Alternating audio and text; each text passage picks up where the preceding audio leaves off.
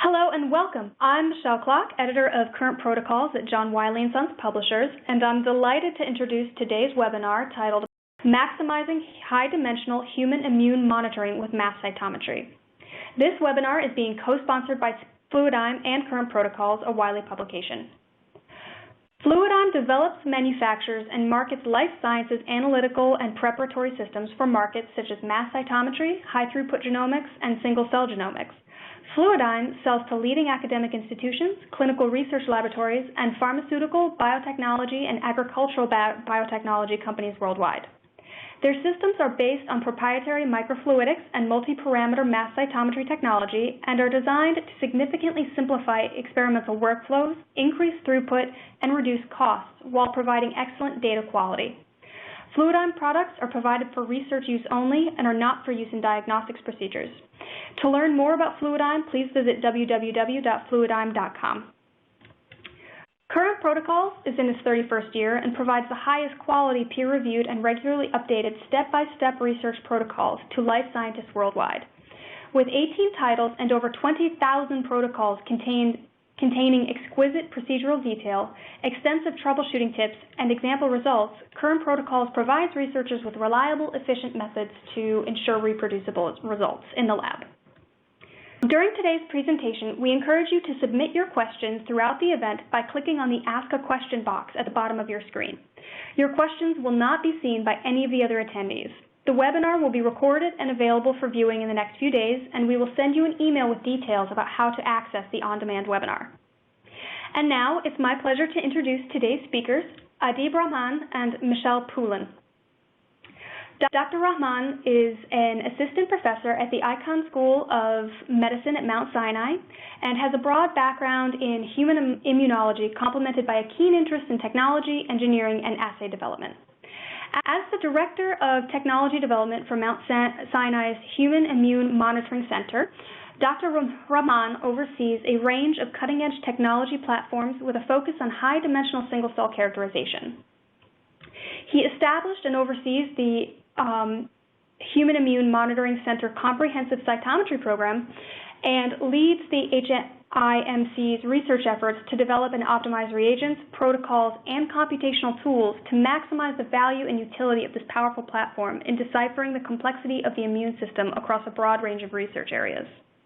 Dr. Poulin earned her bachelor's degree from Smith College and her PhD in immunology from the University of Colorado at Denver. After completing a postdoctoral fellowship at the National Jewish Health Center in 2003, she joined BD Biosciences as an instructor in the Customer Education Department. In 2012, Dr. Poulin joined DVS Sciences as a field application scientist and became a manager of the North American Field Application Scientist team shortly after DVS was acquired by Fluidigm. So let's get started with a very warm welcome to you, Drs. Rahman and Poulin. Thanks for the introduction, Michelle. So I'm going to start off with a very broad overview of the concept of immune monitoring. So the rationale for immune monitoring is that the immune system contributes to nearly all diseases, and perturbations are likely to be causative, reactive, or correlative in many different clinical conditions. Consequently, identifying immune changes and biomarkers can correlate or predict clinical outcomes in a range of circumstances to help understand biological mechanisms underlying disease progression and treatment responses, to help refine therapies and develop combination therapies, to predict treatment responses and stratify patient cohorts, and to generate meaningful clinical data to better inform experimental studies and data-driven modeling. So a general goal here is to identify some immune parameter that's going to vary between two possible clinical conditions. So in looking for possible immune biomarkers to monitor, there's a number of basic attributes that make for an ideal biomarker. So in this slide, I'm showing two hypothetical examples of two different immune biomarkers. And the one on the left, you can see, has relatively low levels of variation at baseline, and then a fairly large response in response to the perturbation. So this essentially is what we're looking for. We want a biomarker that has low variation and a relatively large effect size and low technical variation. In contrast, the biomarker on the right has relatively high levels of baseline variation and potentially high levels of technical variation, which mask the potential effect size in response to the perturbation. An important point here is that while technical variation is a challenge, when dealing with multiparametric data, biological and inter-individual variation can actually be a good thing, because this high level of variability is key for being able to identify correlated parameters and also allows for optimization of refinement of biomarkers in a potential patient cohort. As I noted before, while biological variation can be a good thing, technical variation is always bad, because this impedes data interpretation, reduces reproducibility, and is ultimately a big waste of your samples, your resources, and your time. So a general theme in trying to identify a good immune biomarker is to maximize your effect size while minimizing technical variability. Improved immunomonitoring technologies now offer a range of complex measurements with greater precision and greater reproducibility than have historically been possible in the past. So up until now, I've been kind of showing you a generic hypothetical biomarker, but the question here is, what should the y-axis of this graph be? And there's many possible options. So things like genomic signatures or transcriptomic signatures, circulating proteins or soluble factors, or changes in single cells, either in circulation or within specific tissues. And these can be changes in specific immune populations or specific proteins on specific immune populations. And obviously for today's seminar, I'm going to be focusing most on this last category. And the reason for the importance of protein detection at a single cell level becomes apparent when you consider the heterogeneity of typical biological samples. So there are various ways of measuring proteins, including classic assays such as Western blots or ELISAs. And in both these cases, the assay has the ability to distinguish changes in the expression of a hypothetical protein X between two possible samples, A and B. But the conclusion in looking at this data is that you have one sample that's relatively low for the protein and another sample that's relatively high for the protein. In reality, with complex biological samples, the scenario is more often like this. And the challenge with these sorts of assays is they can't distinguish between these two potential alternatives. In contrast, single-cell protein detection does allow you to resolve this, because you can now see whether a population is homogeneously low for expression, homogeneously high for expression, or whether there's heterogeneity and multiple different levels of expression within the population. Beyond the importance of protein detection at a single-cell level, a second important consideration is the idea of dimensionality when evaluating single-cell analyses. So here's another hypothetical example of two samples that vary in regards to the expression of protein X. The importance of having more dimensions is that if you're trying to find this hypothetical protein X that varies between your two different conditions, the ability to look at more dimensions gives you a greater chance of potentially finding a parameter that's going to vary between these two samples. But also, a challenge when looking at changes in protein at a single cell level is that if you have a protein that only varies in a small subset of a population, this can be hard to evaluate when looking at population as a whole. So a second advantage of having more dimensions offers the ability to be able to stratify your populations into more granular subsets, which allows you to home in on possibly subtle changes in protein expression within a specific subset of your sample. For example, here, by dividing these two samples, you can isolate the specific population where the change in protein expression is most apparent. And essentially by doing this, you're maximizing your effect size by detecting subtle changes in protein expression. So when searching for more dimensions, this is really where mass cytometry offers some strengths over conventional flow cytometry. So traditional fluorescence-based flow cytometry uses fluorochromes coupled to antibodies as surrogates for identifying protein expression. Mass cytometry takes the analogous approach, but it substitutes fluorochromes for rare earth metals. The advantage of doing this is that there are a larger range of potential isotopically purified metals, and there is relatively minimal overlap between these different isotopes compared to conventional fluorescence. This allows us to look at up to 40 antibodies with relatively minimal spillover and has the additional advantage of having relatively low background and no autofluorescence. So in general, these two parameters couple to allow us to look at a greater breadth and depth of immune profiling than has historically been possible with conventional flow cytometry. So the general concept of how this whole approach works is that we take antibodies, we conjugate them to rare earth metals using specific polymers. We can now take a panel of these antibodies and use them to label a biological sample composed of a mixture of cells. These cells are then passed through a nebulizer, which creates a fine aerosolized mist of droplets, which are dehydrated and passed through an inductively coupled plasma, which ends up atomizing and ionizing these cells into their individual constituent ions. They then pass through a mass filter, or quadrupole, which filters out all of the low-weight biological molecules, such as carbon and oxygen, that make up most regular biology. And now all you're left with is this cloud of heavy ions that derive from the antibodies that were once attached to the cells. These are then analyzed by time of flight mass spectrometry, and the resulting data through a bunch of fancy informatics is ultimately converted into something that looks very similar to an SCS file that you would generate from conventional flow cytometry. An important point to note here, though, is that while the mechanics here are fairly complex, ultimately your insights are really being driven by your antibody panels. So the antibodies that you choose to assemble into a panel are really what are going to allow you to extract information from this biological sample. So a key point here is how one goes about designing an effective panel for immune monitoring. So there's a range of possible targets that one can use for identifying or characterizing potential biological samples. Broadly speaking, I would say that targets can be divided into either surface markers, essentially markers that can be detected on the surface of cells, or intercellular markers. Within these categories, and as an additional side component, there's metabolic labels, which sort of are a separate component to consider. Among surface markers, I'd broadly say that you can divide these between stable surface markers or dynamic surface markers.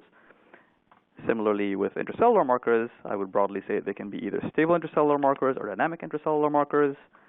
And among those dynamic markers, I would consider intracellular cytokines and phosphoproteins to be two fairly different classes of proteins to evaluate. And an important note here is that while I'm defining a stable marker as something that is going to be fairly consistently expressed on a particular cell type over time, while dynamic markers are things that are going to change dynamically within a relatively short time frame. An important point here, though, is that stable markers can, in fact, be used to define populations, and those populations themselves may be dynamic in a specific context. And I'll try and provide some more concrete examples of what I'm talking about there. To provide some examples of markers that fall in these categories, stable surface markers include many of the canonical CD markers that are used to identify major cell subsets. Things like CD3 to identify T cells, CD4 and CD8 for subsets of those T cells, and CD19 for B cells. Dynamic surface markers are things like activation markers. So CD69, for example, is dynamically regulated on T cells in the setting of acute activation. CD86 may be upregulated on myeloid cells in response to activation. And there are certain markers that form double duty. For example, CD25, which is a stable marker of regulatory T cells, but is also upregulated on other T cells in the context of activation, or CD169, which is regulated in response to elevated levels of type 1 interferon, but is also found on tissue macrophages.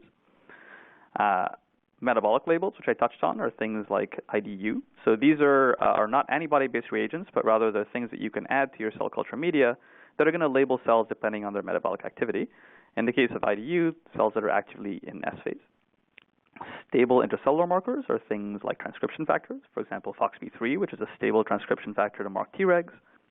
And then intracellular cytokines include a range of possibilities, things like interferon gamma and TNF-alpha, while phosphoproteins include proteins that get dynamically phosphorylated in response to stimulation, so things like STATs that get activated in response to cytokine stimulation, or other proteins such as things downstream of the kinase pathway.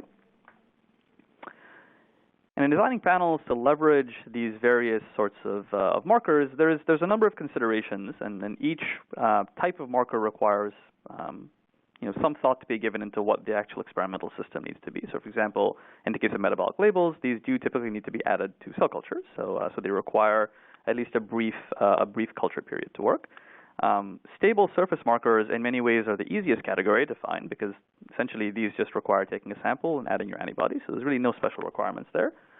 Dynamic surface markers may require stimulation, ideally not. So in some cases, you're going to have a marker that is regulated sufficiently in vivo that you can detect it directly ex vivo without having to do much to your sample.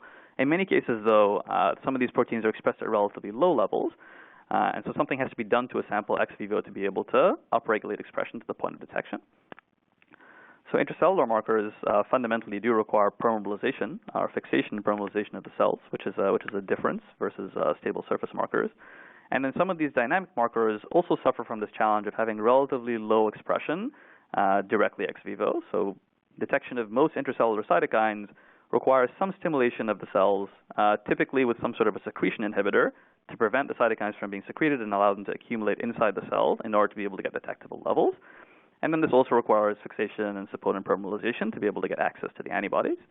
Phosphoproteins also require stimulation. The kinetics are typically very different from intracellular cytokines, given that many of these pathways are activated within a relatively short time period. So, for example, a 10-minute stimulation which also requires fixation prior to staining, and then typically slightly different permeabilization conditions than are typically used for intracellular cytokines.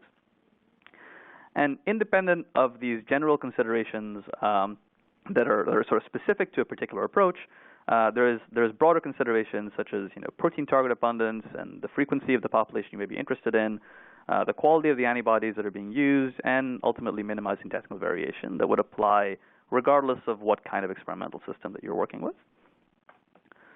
So ultimately, in designing an effective immune monitoring panel, the approach that I typically take is to try and balance several informative markers. So I try and incorporate some markers to comprehensively identify major immune lineages.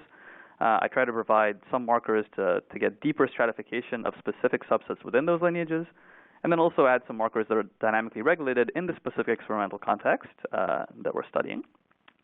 Of these three categories, I would say the first category, the markers to comprehensively identify lineages, is in some ways the easiest to deal with, partly because there's a little bit more consensus in the field for what those useful markers are.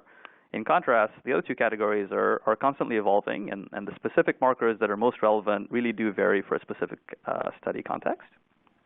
Regarding that first category, one useful source that I've drawn on here is the Human Immunology Project. So this was it's a large consortium of folks who all do immune profiling in a number of studies. And through various iterations of this project, there's been some consensus formed as to what are the key markers that are most useful to broadly identify immune subsets, at least in peripheral blood. And so this publication by Holden Macker back in 2012 was outlined five 8-color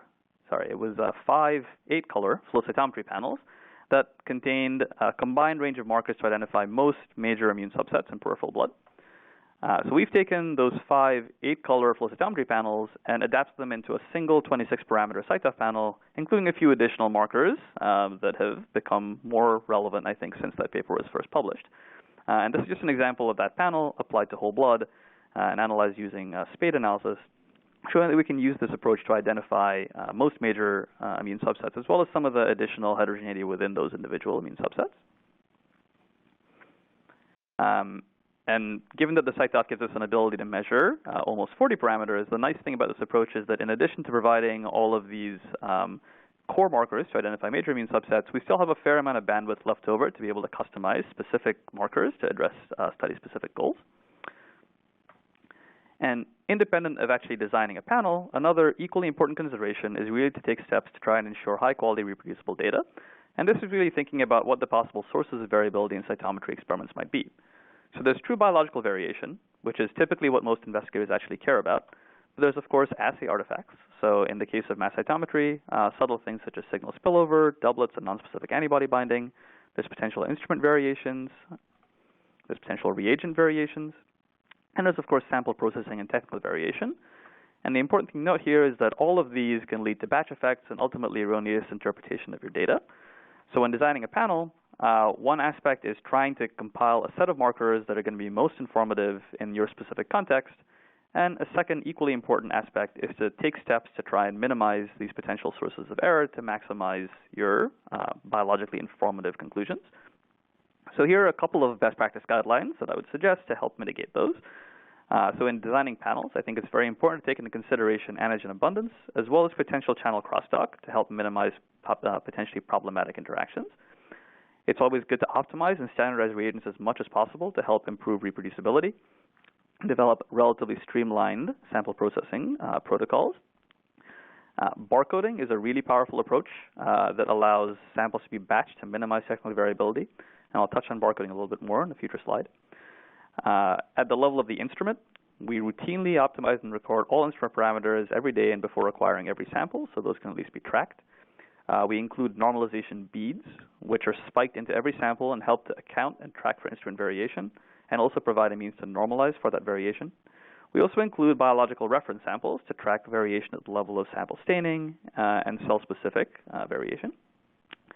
And finally, automating data processing and analysis is also very important to help take out some of the subjectivity that's sometimes associated with manual gating approaches.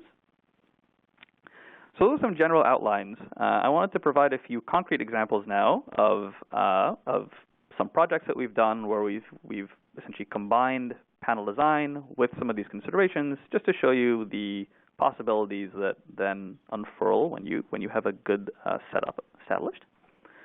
So the first project I want to talk about is a study that was led by Eva Harris at UC Berkeley, where we were looking to characterize the acute immune response to chikungunya virus infection. So chikungunya virus is a flavivirus. It's part of the complex with Zika and dengue.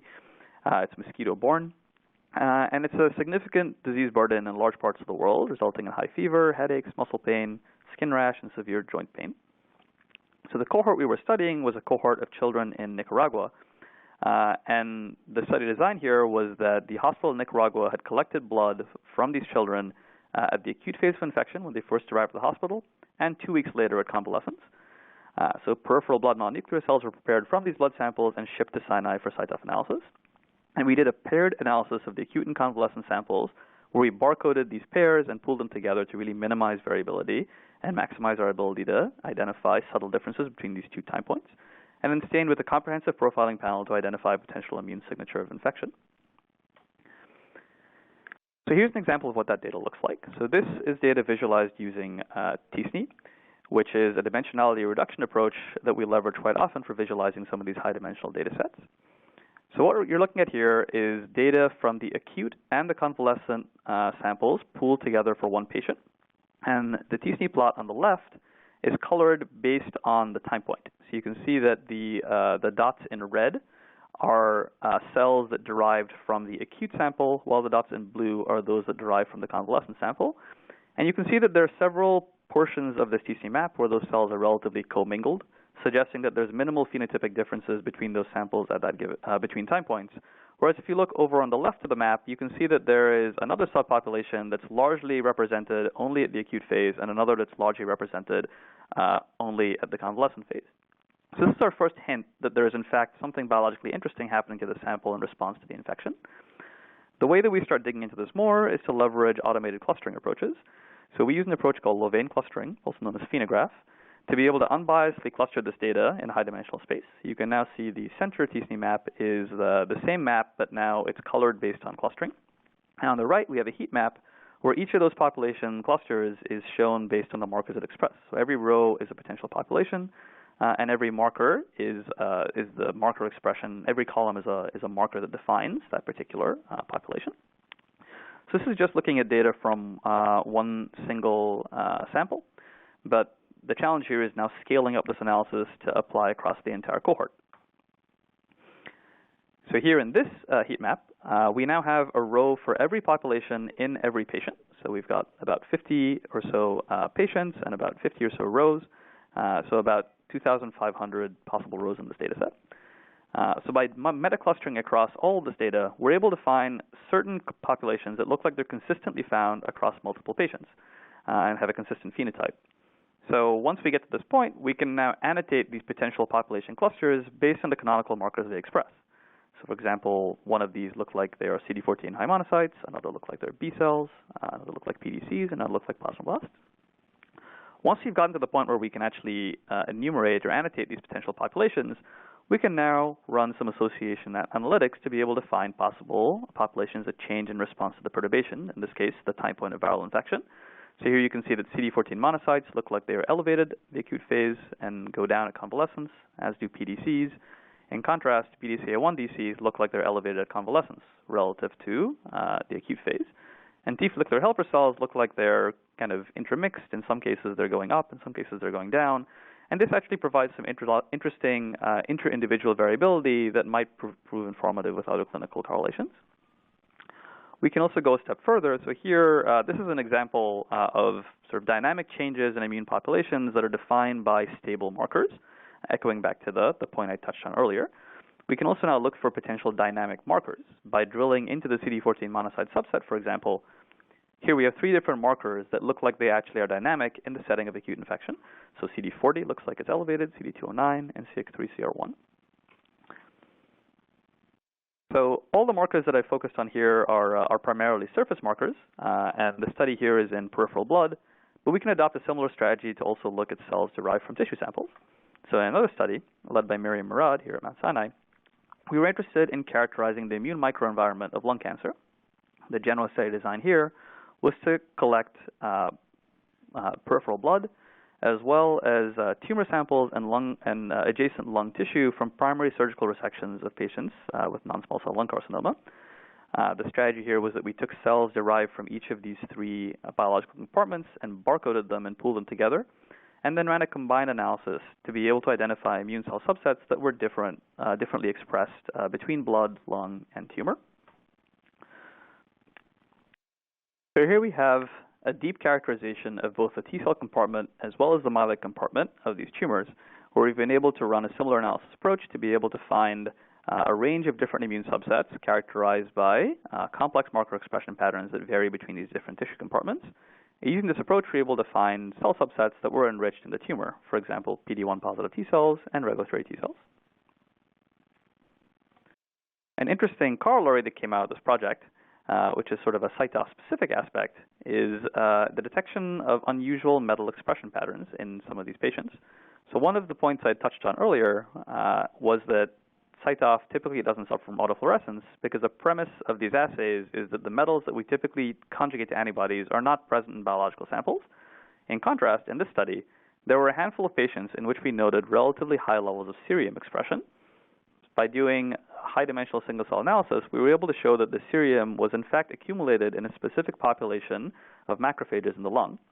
And we hypothesized that it actually derives from cigarette lighters that were used by smokers.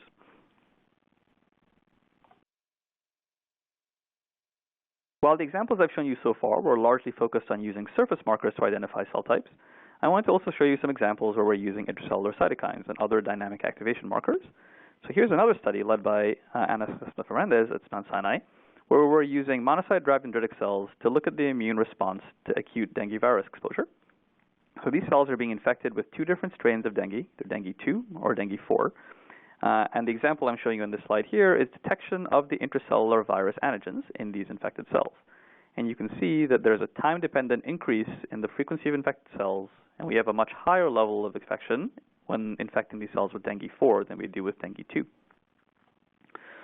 In addition to looking at the virus, we were also able to evaluate a large range of phenotypic surface markers as well as intracellular cytokines. And here you can see that on the right, the relative induction of cytokines and activation markers is higher with dengue 4 than with dengue 2. However, a real strength of the single-cell analysis here is because for every individual cell, we can now measure both the virus as well as these activation markers and cytokines. We were able to do an analysis where we compared activation of the infected cells versus activation of the bystander cells in the same culture. An interesting insight that came out of this was that many of the activation phenotype markers, such as CD80, CD86, and CD40, appear to largely be a consequence of infection of the culture, in that both the infected cells as well as the bystander cells respond similarly.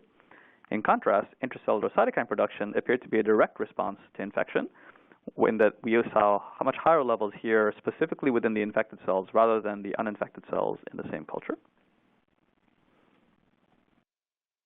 Finally, I wanted to show an example where we're leveraging intracellular phosphoproteins. So this is a study led by Dr. Jeff Glassberg at Sinai, who was interested in understanding the immune consequences of thrombus formation in sickle cell patients. So we're using a system here, which is an ex vivo model of thrombosis called the Badamon perfusion chamber, in which blood from a patient is passed through a capillary bed of either low shear stress or high shear stress. Traditionally, this assay is analyzed by then taking that capillary bed and performing microscopy to look at thrombus formation. The adaptation we made for the study is that we collected whole blood both pre and post the chamber, which we then stabilized and froze into aliquots using a smart tubed blood preservation buffer. These samples were then all barcoded and pooled together and were analyzed with a panel of antibodies to identify both surface proteins to identify major cell types, as well as antibodies targeting specific phosphoproteins. So here's an example of just the surface protein analysis, where we've been able to take a core set of markers and use these to identify all major immune subsets in peripheral blood. And now we can take this map of the immune system in the blood sample and overlay dynamic activation markers such as phosphoproteins. So in this case, I'm showing you expression of phospho-P38 relative to the blood sample that hasn't passed through the chamber. So essentially, it's a time-dependent increase normalized to the unstimulated sample. And you can see, based on the increasing red color here, in the top region, that we've got subpopulations here that are responding or are showing elevated levels of phosphoprotein in response to the chamber. This analysis can, of course, be scaled up to look at multiple different phosphoproteins. And so here in this bar chart, every row corresponds to a different immune population. Every section of the graph corresponds to a different phosphoprotein that we measured. And the general insight that you can see here is that the CD14 high monocytes as well as CD14 low monocytes are showing significant upregulation of a number of different phosphoproteins in response to passage through the chamber. So this offers a nice screening method to be able to look for generic immune responses in response to a potentially undefined stimuli. So hopefully, through both the introduction as well as some of these vignettes, I've shown you that high-dimensional mass cytometry is a powerful tool to identify and characterize immune changes across a wide range of disease contexts. And these insights are really driven by our antibodies. And so designing effective immune monitoring panels is a challenge and requires a balance of markers to both identify and define major immune subsets, as well as characterize changes within those subsets in the specific experimental context. Optimal dynamic markers may need to be defined in a study-specific context, and in some cases, the inclusion of those markers may require specific sample processing and stimulation requirements. And really, in my opinion, the most informative markers are best defined by their relation to a clinical feature. So in some cases, there are markers that are popular to look at, but I think in the case of that acute viral study, one of the nice ways is that if you have a clinical condition that you know is important, this provides a nice opportunity to find markers that may be relevant in that particular context. And finally, in addition to designing these panels, addressing and minimizing technical variation is critical to ensure that reproducible data are generated to be able to gain meaningful insights across these large sample cohorts.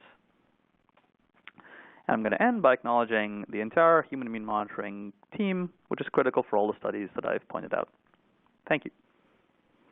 Thank you so much for that excellent presentation, Dr. Rahman. This is just a reminder for all of you listening.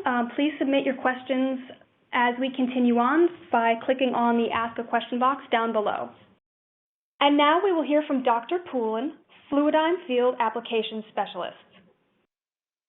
Thank you. Today I'd like to introduce you to a new panel kit that we recently launched called the MaxPar Human Immune Monitoring Panel Kit. This panel kit allows you to deeply profile immune cell populations in a single sample tube. And in addition, with this panel kit, you have access to a fully automated data analysis solution. Immune profiling and immune monitoring is an important enough cytometry application that a consortium was formed to devise and test a standard panel for use around the world. This consortium, the Human Immunophenotyping Consortium, or HIMC, published these findings several years ago. The HIMC immunophenotyping panel is a multi-tube, 8-color flow cytometry workflow. This panel is comprised of 5 tubes and 23 unique markers.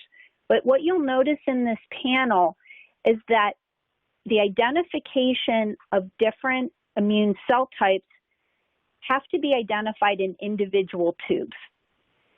Because of this, there are markers that must be repeated multiple times across tubes to be able to identify these populations. Because of this, correlative data for markers not repeated is lost, and the number of populations that can be identified is reduced. There are challenges with immune profiling with current flow cytometric methods. There is limited cell population identification because of a limiting number of colors in the panel. They also require multiple tubes. This makes the assay more labor intensive. And there's also variability in site-to-site results. The MaxPar Human Immune Monitoring Panel Kit overcomes these challenges. It utilizes as a backbone the markers from the HIMC panel And also additional markers were added, and these are shown here in the slide in orange. The addition of these markers enabled the identification of gamma delta T cells as well as granulocytes. It also enabled better definition of T cell subsets and also pan-leukocyte identification through the use of CD45. This panel kit has 29 unique markers, each with a unique metal tag, all in one sample tube. Another way to look at the panel is within this wheel, where each marker you can see with its assigned metal. What is also shown in this slide is that there are 8 open channels which can allow you to customize the panel by adding in your particular markers of interest. Here we see the immune populations that can be identified from the Human Immune Monitoring Panel Kit. Again, in one sample tube, you can identify all of these populations through the use of 29 markers. And this allows for the identification of over 25 populations. And in addition, we have an automated data analysis solution available. The panel utilizes an optimized workflow. Because it is a panel kit that is pre-titrated, the design of the panel and the optimization of the panel have already been done for you. So the first step in a user's workflow will be to stain 3 million PBMCs using the panel kit protocol and reagents. Then you will acquire high parameter data using a customized acquisition template on the Helios mass cytometer. That high parameter data can then be analyzed in third-party software tools such as Cytobank or our automated analysis solution Gemstone, which is made by Verity Software House. Also, you can report your results manually or by automatic export with Gemstone. Manual gating can be done in Cytobank, and Cytobank has created a template that can be used with the MaxPar Human Immune Monitoring Panel Kit for traditional manual gating of populations. But an alternative analysis method is the automatic analysis through Gemstone software by Verity Software House. This software has really 2 different major steps. The first is an automated selection which removes normalization beads, dead cells, debris, and aggregates. This now cleaned up file is generated as a new FCS file which contains only live singlet cells for further analysis. This new FCS file is automatically analyzed, and data can then be visualized in either 2D plots or Sensei maps within Gemstone. This is a fully automated data analysis solution for the immune cell populations that can be deeply profiled in the single tube of the Human Immune Monitoring Panel. Another major advantage of this method of analysis is that it removes variability introduced by manual gating. And this is showing in the Sensei map some of the major populations that are identified. There's also comprehensive data reporting in Gemstone. The report summary identifies all major immune cell populations that can be identified with the Human Immune Monitoring Panel Kit. It reports out the number of cells per cell type, as well as the percentage of total intact live cells and the percent of the parent cell population.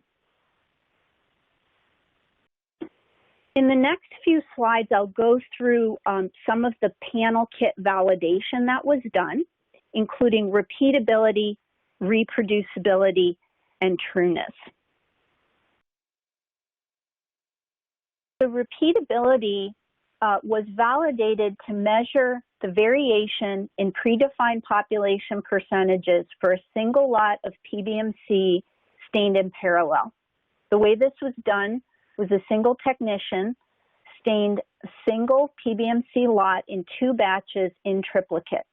These were run on 2 Helios instruments for analysis, and each tube was run 3 times per instrument.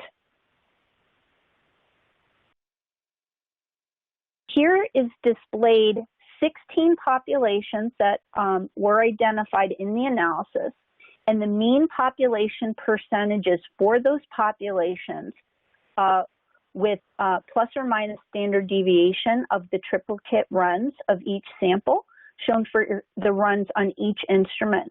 Helios 1 shown in orange and Helios 2 shown in red.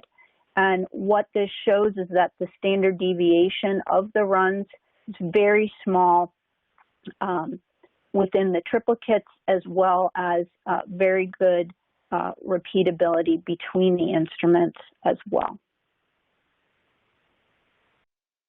Reproducibility was also assessed. This measured the variation in population percentages for multiple PBMC samples prepared by multiple technicians. 5 technicians stained 5 PBMC lots, and all these samples were run on each of 2 Helios instruments.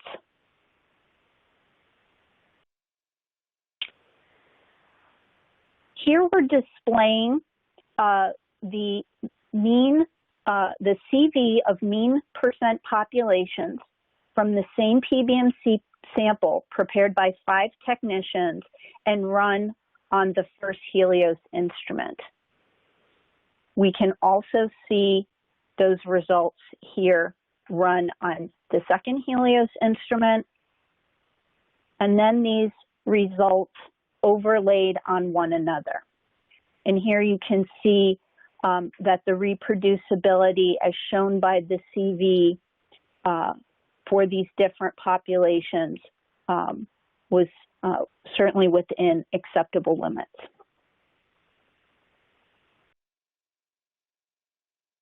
Also, trueness was assessed. Here, this is looking at population percentages and the variation in these percentages when measured with the full panel configuration versus a partial panel. This was done with a single technician, 4 PBMC lots, and all samples were run on 2 Helios instruments.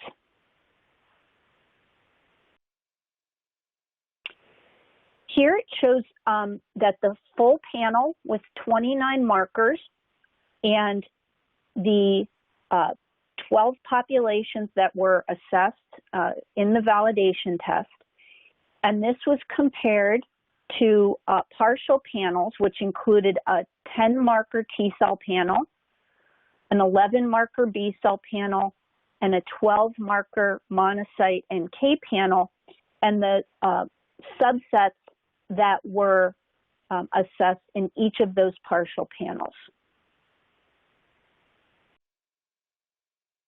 And here you can see, just as an example from this testing, where you can see the correlation of T-cell subsets as assessed using the full panel versus the partial T-cell panel. And you can see that the correlation between the two is extremely high.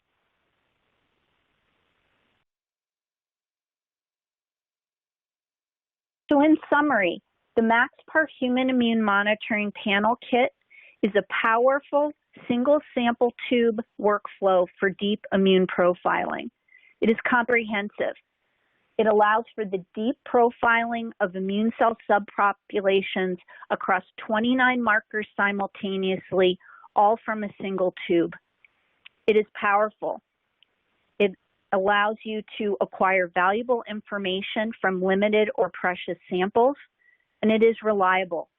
You can obtain trusted results with a pre-optimized high-parameter panel and automated third-party data analysis software solution.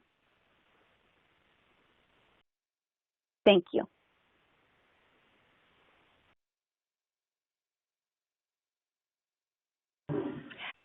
Thank you, Michelle, and thank you again, Adeeb, for such great presentations. Now we're going to move forward into our question and answer segment. So if you are listening and you haven't yet submitted a question for our speakers, please do so by clicking on the Ask a Question box at the bottom of your screen. So I'm going to get us started with some questions that have already been submitted by our listeners. So the first one is coming from Sunil at the University of Miami. And I believe this question is for Adeeb. What is the time period between collection of blood and processing of the sample? Also, what is the best way to transport in terms of temperature, and how long can we keep the sample in storage before processing for CyTOF? That's a great question. Because pre-analytical variability is a huge challenge with many of these assays. Essentially, the longer a sample can sit around, the greater you can introduce other variability that is hard to correct for. So at least at the Human Immune Monitoring Center here, we attempt to process blood samples within 4 hours of collection if they're being collected at Sinai. We have left samples overnight, and they are when we've had other samples shipped to us. The data is interpretable, but it is certainly a source of variability. So our preferred workflow is to try and stain samples as quickly as possible.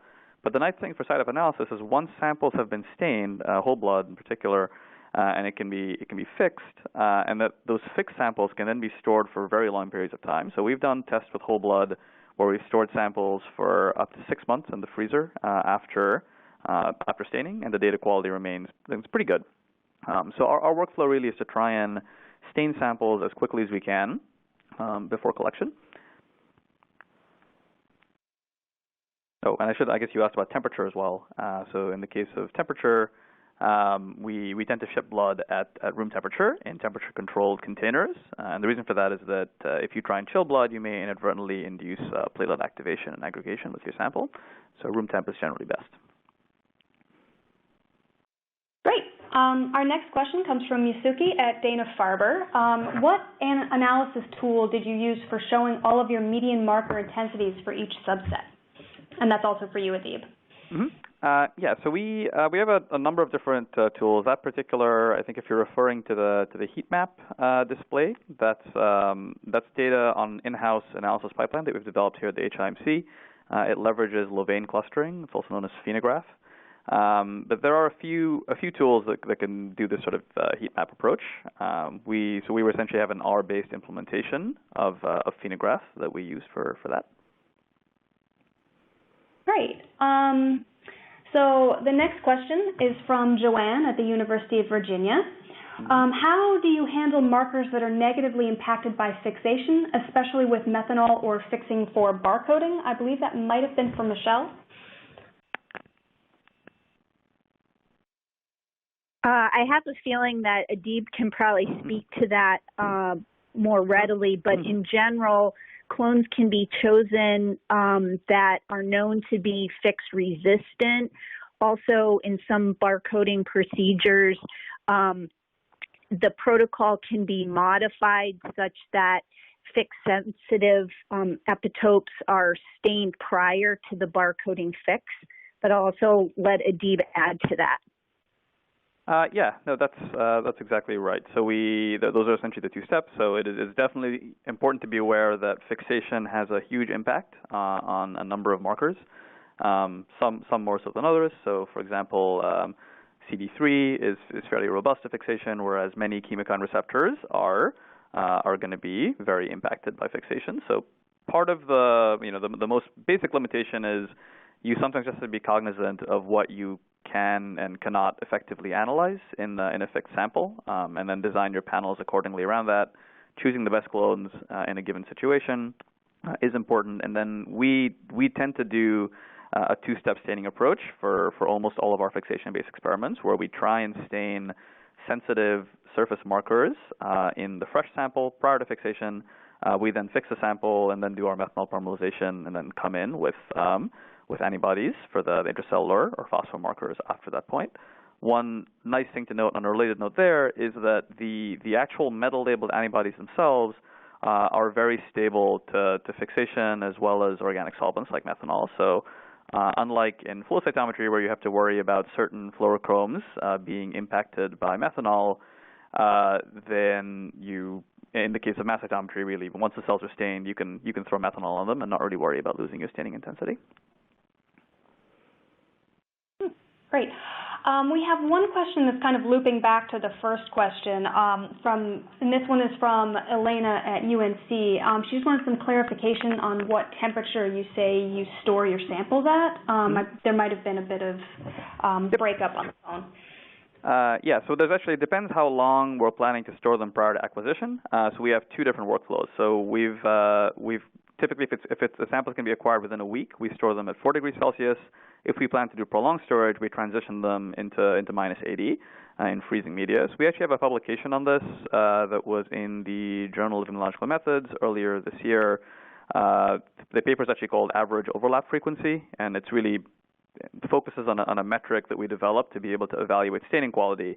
But as part of the experiments to benchmark that staining quality, we did a number of storage experiments to optimize conditions. So there's actually some extensive validation experiments included in that paper showing the effective temperature and different buffer conditions on the preservation of different markers. So hopefully that'll be a useful resource to address that question. Okay, our next question is from Nancy Fisher at the University of North Carolina, and this is a gemstone question. So in gemstone, the doublet discriminator is based on CD3 and CD19. Certainly those are double positive cells, will be doublets, but that does not include all possible doublets. Why is this so limited?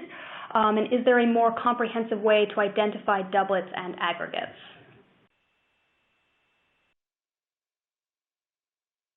I would need to get a detailed explanation of that from Verity in terms of how that doublet discrimination is done. My understanding is that there is additional metrics that are used for doublet discrimination. It's not simply on CD3 and CD19. Okay. Yeah, I can add at least a little bit to that, which is again, we'd probably need to confirm this with Bruce Bagwell, but the more generic way to remove doublets in mass cytometry data is well, I guess there's two main angles. One is using these Gaussian parameters associated with the ion cloud. So since the cells are being turned into an ion cloud prior to being analyzed by mass spec, if you have two ion clouds that fuse together, there's sort of unusual characteristics of the shape of that ion cloud, and those actually get exported in the software, at least on the new Helios mass cytometers. And there are certain trends that doublets tend to have, like such as higher residual signal and higher event length, and those can be used for more generic approaches. However, they're never perfect. So at least our preferred means of doublet discrimination is actually just by barcoding samples. So essentially by barcoding large numbers of samples together, many of the doublets end up resulting from cross-sample doublets, and those invalid barcodes can be excluded very effectively. So at least in my mind, the most robust way of removing doublets in mass cytometry, independent of gemstone, just in general, is to barcode your samples.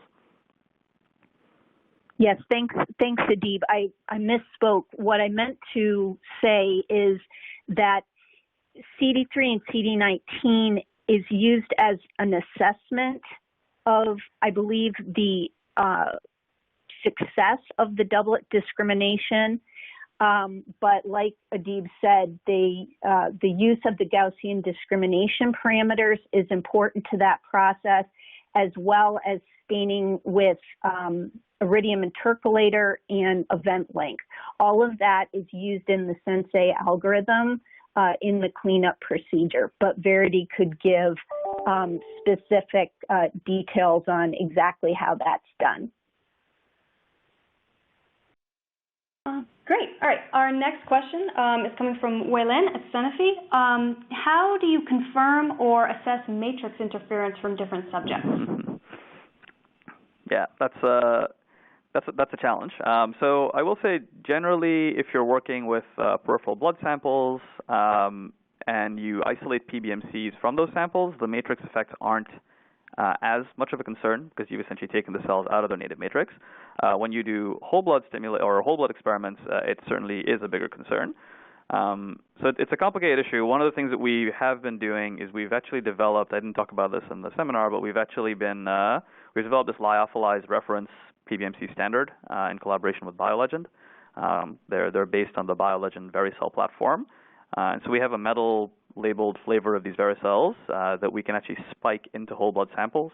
So now we have a known standard that we can include as part of the unknown whole blood sample that helps to control for some of those matrix factors. But it's a complicated issue, and how exactly to normalize for changes we see is something that we're still working on optimizing. All right. So our next question comes to us from Harvard.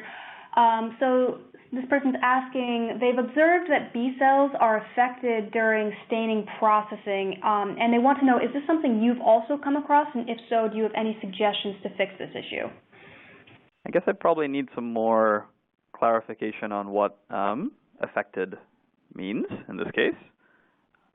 Just because, I mean, we stain B cells regularly, but I'm not sure, I mean, they stain effectively. I'm not sure what, how exactly they're being affected here. That's a concern. So I guess if you could clarify that, I can answer that. Well, we'll see if that listener comes back and asks that question. Otherwise, we'll just move on to a next one. That was all the detail I had. So our next question, in a general case, how many cells are usually acquired, how much time, and what is the data size that comes out of this analysis?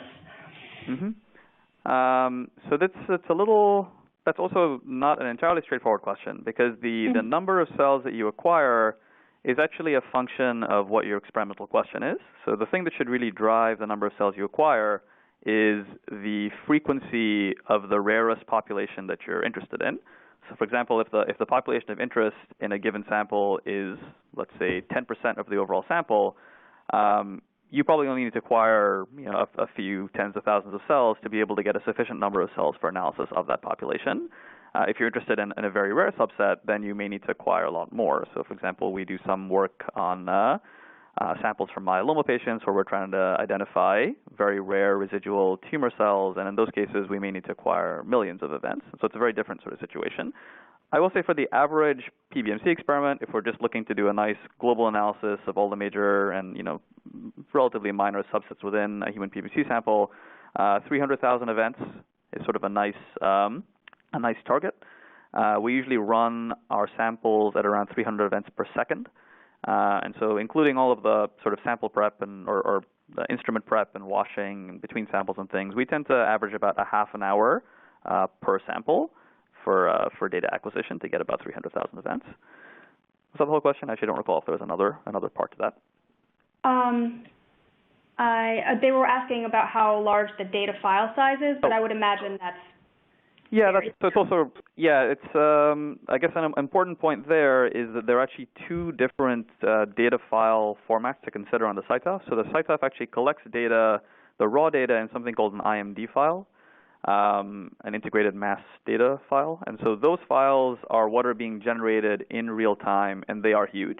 I think the data for a largish panel, data can be generated at a rate of almost 2 gigabytes a minute, for example. So running the instrument for an hour is going to give you, 100 plus gigabyte file. But those files tend to not be the ones that we use for eventual analysis. Those actually get converted to FCS files. So we tend to collect the IMD files, we convert them to FCS files, and then discard the giant IMD files just because they're hard to manage because they're so big. And then the FCS files are not unreasonable. They're usually a couple of 100 megabytes for even a pretty large acquisition. Great. Well, we're a few minutes past the hour now, so I'd like to wrap up our question and answer session and let you all know that Today's webinar has been recorded and will be available for viewing in the next few days. For those of you who registered with the webinar, we will send you an email with details on how to access the recorded webinar on demand. So on behalf of today's speakers and our sponsor, Fluidigm, we sincerely appreciate your attending today's webinar, and we look forward to your attendance at future events from Wiley Publishers. Thank you so much